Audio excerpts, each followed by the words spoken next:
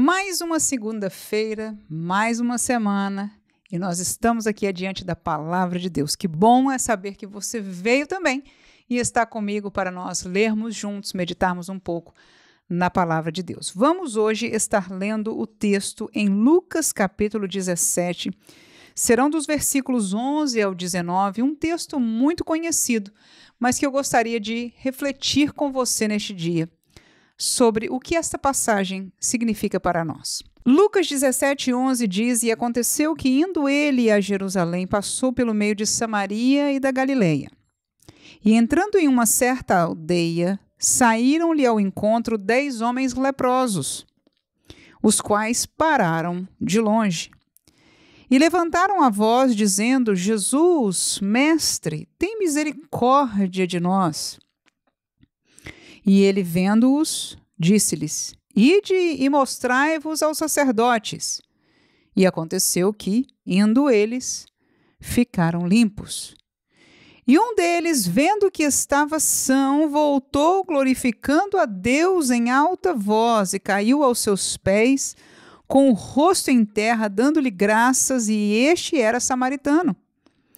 E respondendo, Jesus disse: Não foram 10 os limpos? E onde estão os 9? Não houve quem voltasse para dar glória a Deus, senão este estrangeiro?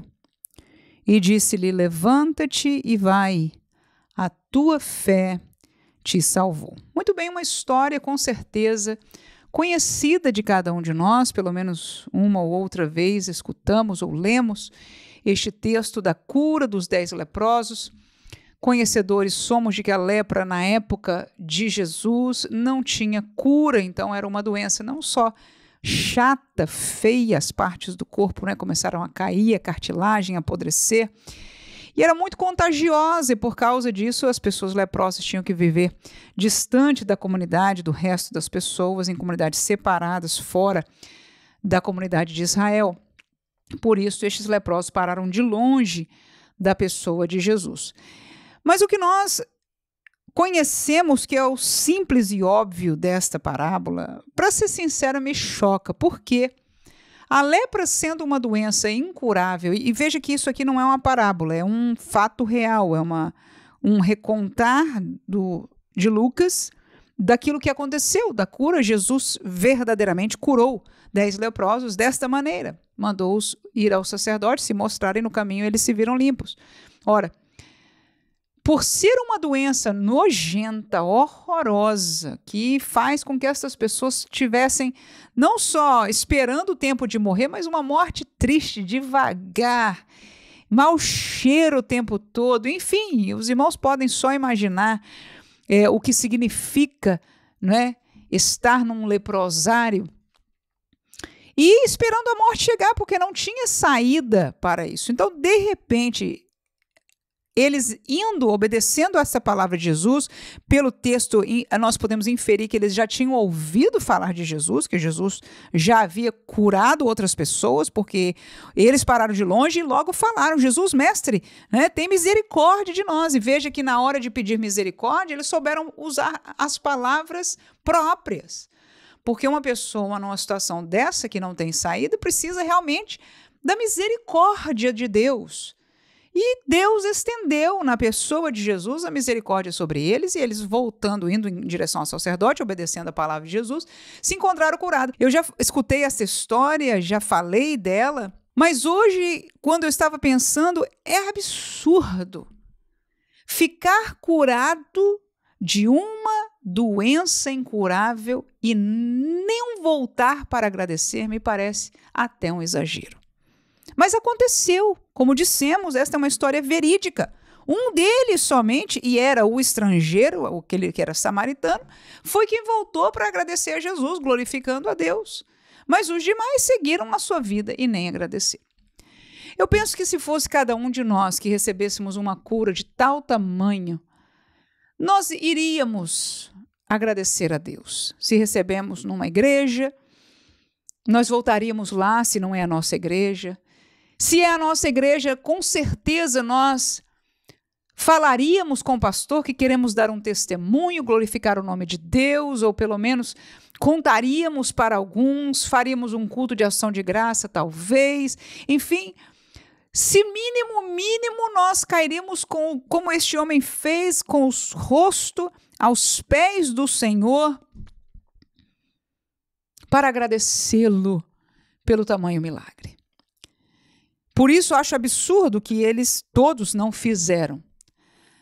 Mas a minha vida tem me feito ver pessoas que foram curadas também, libertas de demônios, curadas de doenças incuráveis, horrorosas também, e que ficaram felizes, começaram a participar na igreja, mas não demorou muito a sua manifestação de gratidão. Para ser honesto conosco mesmo, o maior milagre foi o que Deus operou em Cristo por nós, de nos salvar.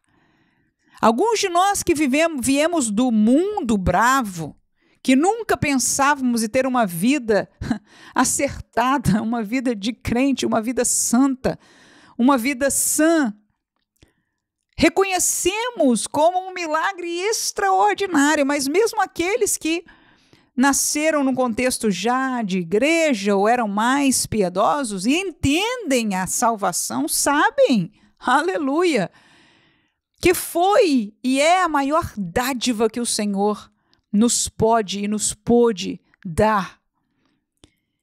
E seria óbvio da nossa parte vivermos uma vida de gratidão ao Senhor. Não só agradecer naquele dia, até porque nós precisamos permanecer no caminho de salvação.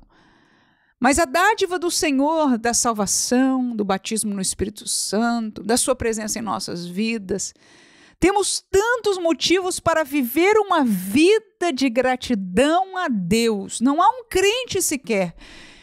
Porque se é crente e é salvo, já tem esta dádiva maior. Mas eu me pergunto como nós somos, né? Eu leio essa passagem e eu digo, meu Deus, como pode o ser humano ser assim? Mas não foi difícil fazer este paralelo para nós. Que mesmo agraciado tanto por Deus, muitas vezes vivemos vidas ingratas.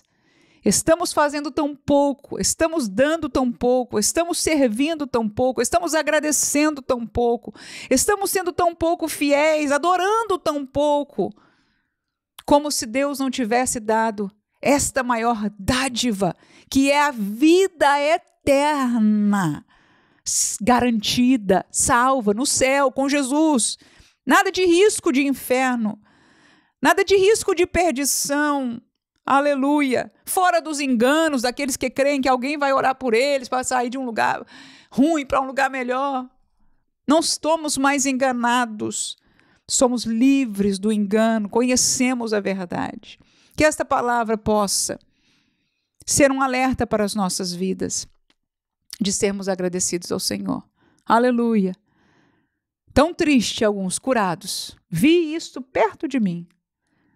E vem, fica um pouco de tempo, ou vem um culto, ou vem 2 cultos, e depois se foi, como se nada tivesse acontecido. Que Deus nos guarde. Que possamos alimentar, aleluia, a gratidão ao nosso Deus, porque grandes coisas fez o Senhor por nós, e por isso começamos esta semana, esta segunda-feira, alegres. Amém.